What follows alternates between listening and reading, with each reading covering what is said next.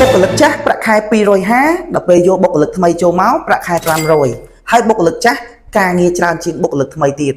អើយបងប្អូនខ្ញុំឃើញគេ share ច្រើនមែនទែន share ខ្លាំងមែនទែននៅក្នុងបណ្ដាញសង្គម Facebook ក៏ដូចជា TikTok អញ្ចឹងបងប្អូនជួយគិតគ្នាមើលថាតើមូលហេតុមកពីអ្វីដែរបាទសម្រាប់ខ្ញុំដេកគិតបាទដេកគិតចុះឡើងគឺខ្ញុំគិតឃើញតែកន្លែងមួយទេដោយសារអី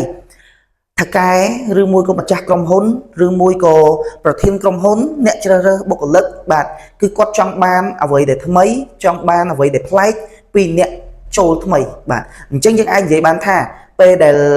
ការរកស៊ីឬមួយក៏មុខរបរឬមួយក៏អាជីវកម្មរបស់ម្ចាស់ក្រុមហ៊ុនយើងគឺគាត់ដំណើរការ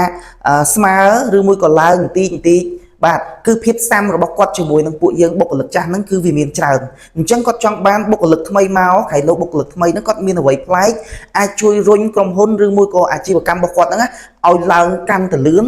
ហើយប្លែកថ្មីអញ្ចឹងគឺគាត់ទទួលបានគេហៅថាបទពិសោធន៍ថ្មីមួយទៀតហើយអញ្ចឹងខ្ញុំដេកគិតឃើញតែប៉ុណ្្នឹងឯងសម្រាប់បងប្អូនវិញគិតឃើញបែបណា